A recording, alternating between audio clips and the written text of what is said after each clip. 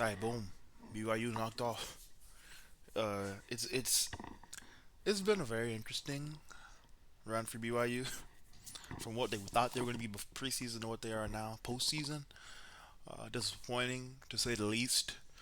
Uh, I really feel like if you're BYU, AJ Dybantsa, he struggled early. I think mainly versus top 25 teams, and he's kind of righted that ship.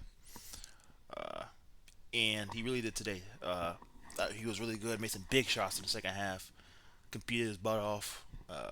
Like 35 points. I mean, he wasn't the most efficient, I think, in the first half, but second half, I thought he played a lot better of a game and hit a lot more shots. Was a lot more efficient of a player. Um, he looks like a number one overall pick to me personally. Uh, the dude just competes. I mean, he comes on the floor, he competes. He's gonna do it. He's gonna try to win the game. Um, BYU personally, it just feels like without Ricky Saunders, they don't have anybody else. Well, the big things for BYU to me have this been they have nobody behind K. Bakeda. So there's no one behind K. Bakeda that can actually like be a rim protector. The Ahmad kid from G League, he's not very good. He's not good. So they don't have anybody behind K. Bakeda. I think it's supposed to be Xavier Stanton, who they got from high school. He was a big time recruit, and I'm pretty sure he got hurt out for the season. So they just don't have anybody behind K. Bakeda to play at a high level. So that really kills your defense. And so they really only have him, and then you lose Ricky Saunders, and you're kind of toast. I mean, they were already losing to top 25 teams. Like I said, AJ Dybantsa was struggling. I would love to see this AJ Dybantsa, this version of him that we're getting versus top 25 teams with Ricky Saunders, because I think they could have really made some noise, because he is doing better versus those teams. But it's just sad, and to be honest, like I think that not having a quality backup big behind Kibakeda that can really rim protect, and then you just don't have anybody to help get the bench like Rob Wright. Like if I'm BYU, only way he's coming back is if he's taking a pay cut, because there's no way I'm paying you what, 1 million. I mean, I know he ain't cheap. I can tell you that. Like I don't know what the exact price is, but I'm pretty sure it's like 1 million, right? From to take him from Baylor and 1.2 whatever. Like whatever it was, it needs to get cut in half. There's no way Rob Rice coming back to BYU at the price that he's getting paid at right now. That dude, I mean, they had a chance to cut the lead, I think, to one possession. Uh, and then I think it was like 68-73. And it would have been a 3 point game. And then he got the ball. I was really yelling, the Banster, to get the ball to the Banster. Not no Rob freaking right. Rob right. Oh, here he goes. 1 million dollars right down the lane. Then Krivos knocked the ball out of his hand. Arizona takes it, runs on the court, gets fouled. Yeah, man, why do you have 13 points today? Rob Wright, I've not been high on that kid for ever, and he's not making me do anything to be any higher.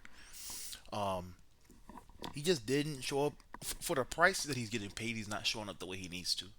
And if I'm BYU, I really think you got to move on this offseason. Unless he's going, I mean, unless he's going to take a big time, like I said, at least I'm cutting that in half. You ain't coming back into whatever you're getting paid right now. I'm cutting that in half by BYU. He's not worth the price he's getting paid. He's easily probably the worst from that Montverde team between him, Liam McNeely, Derek Queen, Cooper Flag, and I forget who the other one was. I forget who the other dude was on that team, but I think he's the worst, man. I mean, because McNeely's we'll see, but McNeely was a first second round draft pick, like so. Like no, but McNeely was way better than him in college. So it's just like, no, yeah, I'm not. Rob Rice very frustrating. That frustrated me because I knew he was gonna do some dumb crap. Like, I knew he was gonna do something so stupid. It was like, yep, that's gonna make me think. You should have given the ball to freaking. He was right next to you, bro. The band is 35 points. Give him the ball, bro. He's balling. Like he was on fire in the second half. Taking like he was there taking the game over. Can you really put B on his back, bro? He was the only consistent source of offense, bro. The broadcasting like BYU was looking for anybody that can even help Dybantsa. Everybody could see it was just Dybantsa. And just disappointing. And then the defense. I mean, look, really, you would have thought Arizona would have scored 80, 90, or more like 90 to 100. So I really just think like they needed somebody to help out Dybantsa, man. Like you got to have somebody to help him out. It just can't be a one man show. And with no Ricky Saunders, like it's just kind of sad. But it is what it is. It's just sad because I mean, is BYU gonna get in the tournament? I mean, this is like I don't know. I mean, maybe they do, and we'll see. I'll be looking for Joe Lenardi to see what he has in that. But I mean, like they're what 7-6 non-conference. They lose another quad one game ranked game. They're not gonna be ranked top 25 anymore. almost guarantee that. So, um, I don't know. I'm really interested to see what happens with BYU. And where the committee kind of looks at them. No Ricky Saunders. They don't look like they really have anybody that's worth anything offensively outside of AJ Dybantsa. I mean, I don't know. That BYU team just doesn't look like they don't look like a team that they don't look like to me right now. Like it's hard for me to say they're a tournament team. Or like they're a team that really needs to be in. I mean, they just barely got by Colorado. I mean, like by the skin of their teeth, they barely got by Colorado. So and so it was just like, is this team that we just saw? Are they a tournament team? I mean, it's gonna be interesting to see. Especially if the losses continue to pile up. For Arizona, I mean, look, they had Kachenkov, they had Krivos. I mean, they have a lot of good dudes. They shot the ball from three. Wow, way better than I think they have all season. One of the best three-point shooting games they've had all season. Braden Burries hit some big threes. Uh, it's gonna be tough. I think it's for Arizona. Is gonna be the big question that they answer themselves is this: Who is gonna be the guy that's gonna be a Dybantsa? Who's gonna be the guy to give you 30? Who's gonna be the guy that you know is gonna be a bucket in the big games? And I think that's the question they're gonna have to ask themselves. And I want to see if this style of basketball, how does this work? Um, and who's gonna be the guy to do it? I think that's gonna be the big question. Is like, okay, who's the stars on this team in the big moments? Because every championship team that I know, you gotta have them. You cannot win championships without having star guys in big moments. So who is that gonna be? That hey, we need a big basket, go get it. We need a big second half, go get it. And so that's gonna be the big question for Arizona. I think Koa P should be good for March. I'm gonna do some research on that. But if Koa is back, the team's gonna be a team that's gonna be able to make a run for that championship. Will they get it done now? Big question. Big question. Now, especially like if Arizona runs into a Florida with Thomas Hawk and Michael Handlockton and Ruben Chinyelu and Charlie Condon. I mean, that by the way, that's the most massive college basketball team I've ever seen. That may be the most massive basketball team I've ever seen at any level of basketball. The most massive basketball team I've ever seen.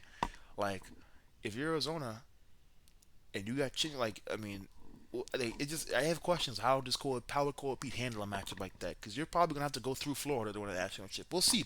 That's what the bracket and everything's so good. Is like it's all about matches. But something I'm interested to see. Who's gonna be that guy? Is it gonna be Burries? That kind of stuff. Like, who's gonna be that guy on this Arizona team that we can look to and say, okay, hey, you're going to be the guy that's going to help them. You're going to be the star guy. When they need points, they need a 30-point game, you're going to give it to them. They need 25, they need 15 in the second half or somebody. They need somebody to break the defense down in big moments and either get a shot or create a shot for others. Who's going to be those guys or that guy? And so that's the one question I have for Arizona. But like I said, one of the top teams in the country. As long as P is healthy, this team's going to make a run for a natty. But we'll see if they actually get it done. We'll see. It's going to be very interesting. A lot of credit for this win. They played good enough, without Pete, and this team they're heading in the right direction. But like I said, this team, their season's gonna start Sweet 16, Elite 8. I think that's where the season's gonna start when they get some real pressure, and then you gotta have them stars step up. Right now, this is kind of just like we know what we are. We know we could beat, especially BYU Archie Saunders. We're gonna knock them out. We don't even need Pete. Like we know we're gonna be top team, 1 seed, 2 seed, whatever. So, at worst a 3 seed, right? So it's like you're gonna be up there for one of the top 2 or 3 seeds. So it's like this is kind of whatever. You're just like let's get to the tournament and our season's gonna start probably Sweet 16 Elite 8.